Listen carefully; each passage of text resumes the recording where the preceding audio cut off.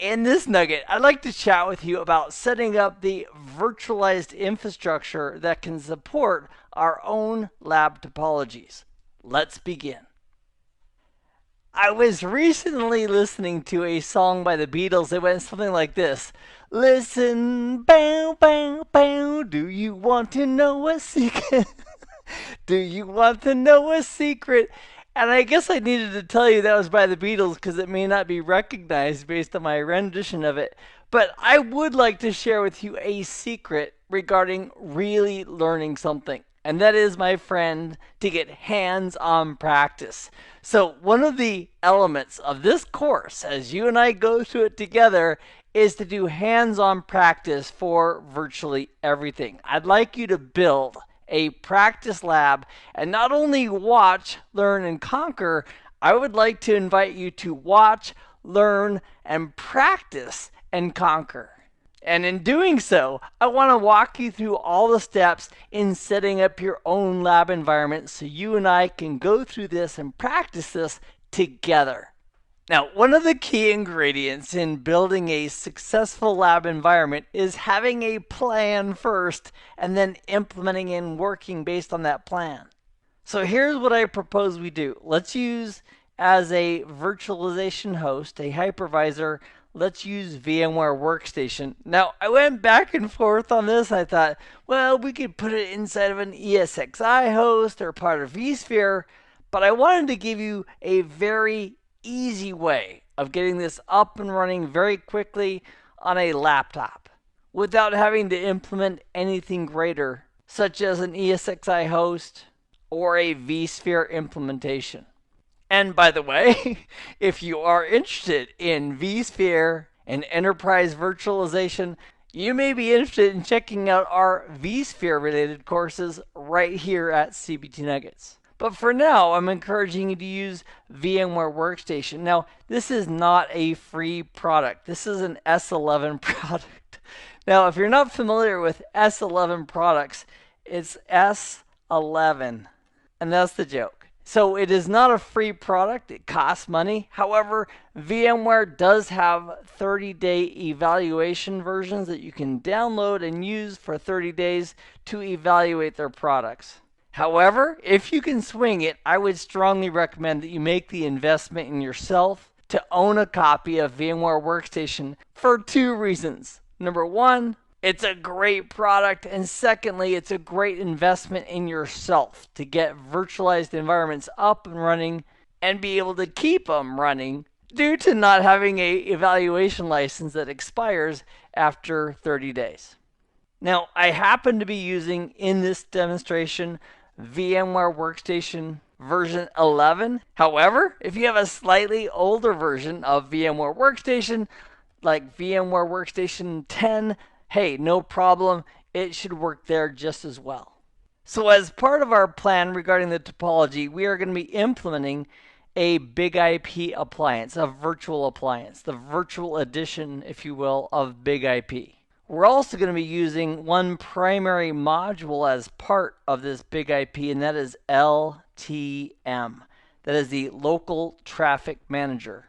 Now, when we deploy our virtual appliance, it's going to have 4 interfaces, and these are going to be 4 logical interfaces. And what we would do in a production environment, we'd have each of those 4 interfaces going to a different VLAN. And here's what I propose we do. For the first network adapter that we provide for this virtual appliance, let's go ahead and have that being used for management only. And it is very common and a good security practice to have a separate management network for the management of our networking devices. So what we'll do is we'll use the first logical interface that the appliance has as our management network, and we'll make that the 10.1.0.0/24 network. Regarding our second adapter, let's use that one right here to go ahead and connect to the outside world. And in our lab environment, this external VLAN that we're connecting to is going to be supporting the IP subnet of 192.168.1.0. And I also have this cloud labeled as external, just as a visual reminder that that is the external VLAN that we're connected to. So we've addressed our management network, our external network, and I'd like to ask you a question. What would be an appropriate name for this network right here? And if you're saying, ooh, Keith, I got it, that would be internal, that's a great call. And the name also helps us remember that these are resources that are not directly accessible from the outside. So the idea is that Bob on the external network would have to go through the big IP, the application delivery controller, to get access to server resources. And also with this topology, the response from the server would also go back through the application delivery controller. And this would be an example of a two-arm implementation. One physical interface connecting to the external network, one physical interface connecting to the internal network. It is also possible to do a one-armed configuration, and we'll have a later nugget to implement that idea as well. For our internal network address space, we'll be using for that VLAN the 10.2.0.0/24 subnet. In preparation for fault tolerance, we're also, as part of this course, going to be implementing high availability, which means we're going to implement two F5 application delivery controllers. So that if we have a failure of one of the F5s, the other one can take over and continue doing the application delivery controller functions on behalf of the network. So we'll have a separate VLAN, we'll call it HA, and when we get there, we'll be using the 10.3.0.0/24 address space. Also, in the interface of the F5, when we start working with it, we're also going to see these identifiers. So 1.1 is right here, connecting to the external VLAN, the external network. 1.2 will be right here, connecting to the internal network. And 1.3 will be connected to our network labeled HA. Now, if this was a physical appliance, we would need to make sure we had physical connections over to the correct VLANs. We'd have one interface that physically connected to the VLAN for external, one interface that physically connected over to the internal VLAN, one for management, one for the high availability. But because we're in a virtualized environment, here is our linkage between the F5 appliance and their respective VLANs. In VMware Workstation, we have these logical networks, or at least I do, in my lab environment, and I have VMnet 0, VMnet 1, VMnet 2, and VMnet 3, which all represent distinct and separate VLANs. So on the virtual appliance, I've associated the first adapter with VMnet 1 in VMware Workstation. On the appliance, adapter number 2 is associated with VMnet 0. Adapter 3 on the virtual appliance is associated with VMnet 2 on the VMware Workstation. And the fourth adapter on the virtual appliance is associated with my VMnet 3 on the VMware Workstation host. And the only reason that I have VMnet 0 and I have it set for bridged is because I happen to have a 192.168.1 network that's already in play, and I want the external interface that Big IP is using to be part of and have connectivity to that existing network. Now, in your lab environment, if you don't want to bridge any of the connections, you don't have to. You can just swap out VMnet 0, for example, create VMnet 5 as a host-only interface, just another VLAN, and then connect adapter number 2 on the F5 appliance to that VLAN. And we control that association in the settings for that virtual machine. So in our testing, we're also going to want to have a virtual machine that represents at least one external customer who can make requests that are going to be directed and controlled through the application delivery controller. So the virtual machine that we're going to use to represent Bob, we would also associate that in VMware Workstation with this VMnet 0. Or if you're using a different host-only virtual network, you would want them to be in the same. So whatever VLAN the external interface goes into, we would also want Bob's computer to go there as well. In my topology, because I have an external 192.168.1 network, I chose to use VMnet 0, which is bridged to that network just for convenience, but it is not a requirement. This diagram, by the way, is available as part of the Nugget Lab files that are associated with this course. So if you want to download those and have those as a reference, please feel free to grab those as well. As an example of my configuration on VMware Workstation, to configure our networking, we go up to Edit, and then from the drop-down, we go to Virtual Network Editor. We would select that. And here in the Virtual Network Editor, by default in Workstation 11, it's not allowing me to make changes unless I come down here and I click the Change Settings button, at which point I have to say, OK, let VMware Workstation make changes to my computer. I'll click on Yes. And now I have the option of adding additional networks. So my VMnet 0 is simply bridged to my physical Ethernet connection on this computer that connects to a real 192.168.1 subnet. And then VMnet 1, 2, and 3 are simply host-only interfaces. Think of them as separate VLANs. And I've also taken the liberty on VMnet 1 to specifically tell VMware Workstation the subnet that's going to be associated with VMnet 1, which is 10.1.0. And there's similar treatment for VMnet 2 and 3 on the 10.2 and 10.3 networks respectively. Also, on this host computer where I'm running VMware Workstation, there's also a checkbox that enables us to put a logical interface from the host computer running VMware Workstation into those subnets. So if we were to go to properties of the network interfaces on this host computer, the one that's running VMware Workstation, we would see that it has a 10.1.0.1 address that's associated with VMnet 1, a 10.2.0.1 address that's associated with VMnet 2, and a 10.3.0.1 address that's associated with VMnet 3.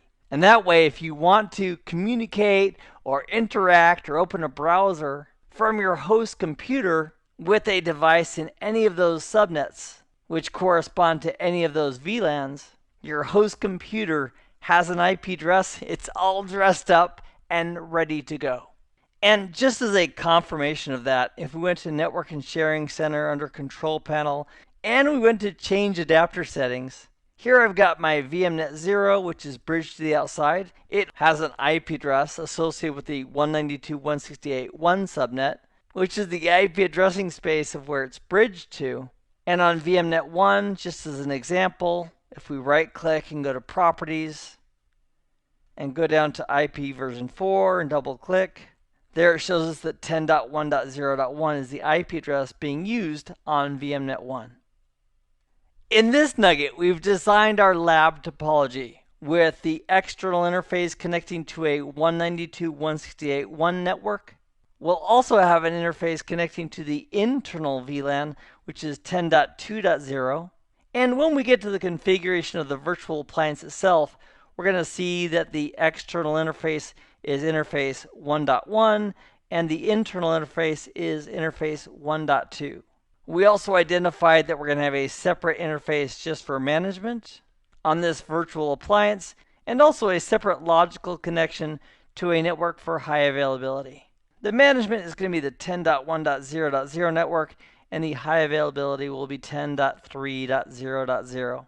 So, my friend, your action item as a result of this nugget in preparation for the deployment of a virtual edition F5 appliance is to get VMware if you don't currently have it. If you don't own a copy, get an eval edition from VMware. Make sure that you have VMnet 1, 2, and 3 as host-only networks inside of VMware Workstation. And if you have an external 192.168.1 network that you can connect to, you can use VM0 as bridged. Or if you don't have that, you can go ahead and simply use an additional VMnet interface and create your own 192.168.1 network on that new VLAN, which will represent our external network. We're going to want to make sure that whatever device we're going to use as a test device to make requests through the application delivery controller, we want to also put that virtual machine on that same subnet. Whether it's VMnet 0 or a different VMnet of your choice. The word VLAN, which in the context of networking represents virtual local area network, that term shows up quite a bit as we're working with an F5 application delivery controller. And so what I thought would be a great idea is I want you and I, whenever we see VLAN, to think of these 4 letters that make up the word VLAN. And then we're going to go ahead and associate some new meaning for you and I to master any content that we come across. The first step is to view. And I strongly encourage you and invite you and look forward to joining you for each and every one of these nuggets together. That's our first responsibility, is to make the time and watch these nuggets. For the L in VLAN, I'd like you to think of labbing it up. Everything that we do together in this course, I am personally inviting you to lab it up and prove it out on your own. I'll walk you through how to get eval copies so you can practice with the big IP platform, including the local traffic manager to implement the application delivery controller services.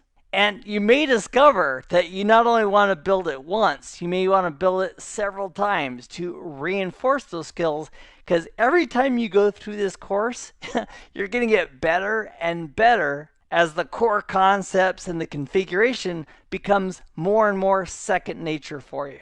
The next letter in VLAN that I'd like you to think about is A, and I'd like you to think about that representing assess. We want to assess our understanding and how well we're doing as we're proceeding through this course and learning F5. For example, one of the things that we might want to assess is how often am I studying? Am I making a concerted effort to study every single day? And I've created these nuggets and kept them very short and concise to make it very easy to at least go through a nugget a day. And then regarding the practicing that you can do in your own home lab, the more you practice, the faster and better you're going to get with the technology. And for the last letter N, I'd like you to think of notes, specifically note taking. The more senses we can get involved in the learning process, the more we're going to internalize it and the better we're going to understand the technology. So as we're going through this content, when possible, for example, if you're driving a vehicle, that is not the best time to make notes. However, when it's safe to do so, when you and I are going through a nugget together, I would encourage you to pause periodically and take notes about what's being covered. Because that, my friend, will shorten the learning curve for you and assist you in mastering this technology much, much faster than if you didn't. So here's my standing request going forward for all of these nuggets. It is VLAN. View it, lab it up, assess how you're doing, take notes, and most of all, enjoy the process. I've had a great time in this nugget. I'm glad you joined me for it. I hope this has been informative for you, and I'd like to thank you for viewing.